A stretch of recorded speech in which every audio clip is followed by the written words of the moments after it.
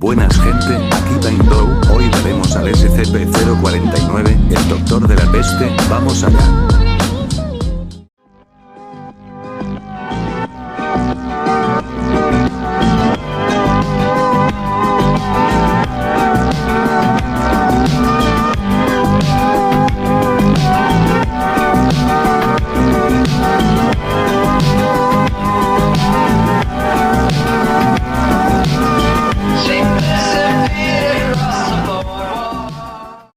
SCP-049. Clase de objeto: Euclid. Procedimientos especiales de contención. SCP-049 está contenido dentro de una celda estándar de contención segura para humanoides en el sector 02 de investigación del sitio 19. SCP-049 deberá ser sedado antes de intentar movilizarlo. Durante su transporte, SCP-049 deberá quedar asegurado en un arnés de restricción para humanoides de clase tercero, incluyendo un collar cerrado y ataduras extendidas, y bajo la vigilancia de al menos 2 guardias armados. Si bien SCP-049 tiende a cooperar con la mayoría del personal de la Fundación, se responderá con violencia a arrebatos o cambios conductuales súbitos. Bajo ninguna circunstancia deberá entrar en contacto con SCP-049 ningún miembro del personal durante estos arrebatos. En caso de que SCP-049 se vuelva agresivo, se ha visto que la aplicación de la banda L multífida actúa como calmante. Una vez calmado, SCP-049 suele obedecer de nuevo y volverá a su contención con la mínima resistencia.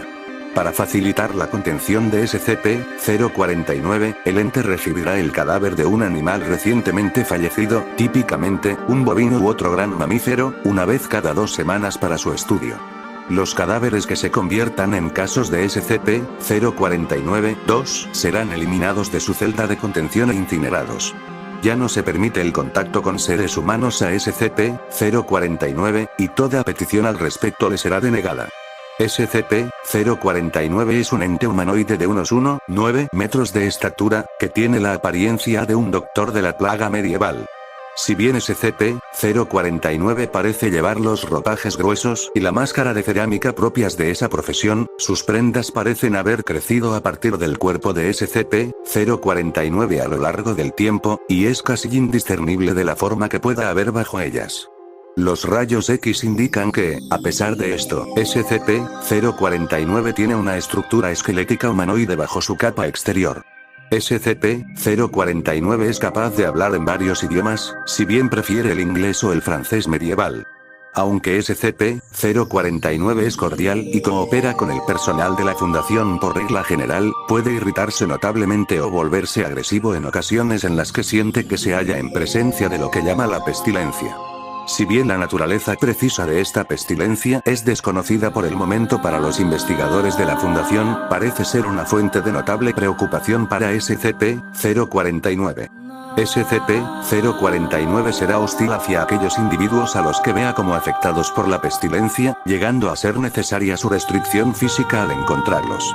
Sin supervisión, SCP-049 tratará de matar a cualesquiera de estos individuos. SCP-049 es capaz de provocar el final de todas las funciones biológicas de un organismo mediante el contacto cutáneo directo. Se desconoce el mecanismo por el que esto ocurre, y las autopsias de las víctimas de SCP-049 nunca han aportado conclusiones útiles. SCP-049 ha expresado frustración o remordimientos tras estas muertes, indicando que habían hecho poco para matar a la pestilencia, aunque tratará de realizar una intervención quirúrgica tosca en el cadáver mediante las herramientas contenidas en una bolsa negra de doctor que siempre lleva consigo. Si bien estas intervenciones no son siempre exitosas, suelen resultar en la creación de casos de SCP-049-2. Los casos de SCP-049-2 son cadáveres reanimados en los que SCP-049 ha operado. Estos casos no parecen retener recuerdos ni funciones cognitivas, demostrando tan solo aptitudes motrices básicas y mecanismos de respuesta. Si bien estos casos están generalmente inactivos, se mueven muy poco y lo hacen solo para caminar, pueden volverse extremadamente agresivos si se les provoca o si SCP-049 se lo indica.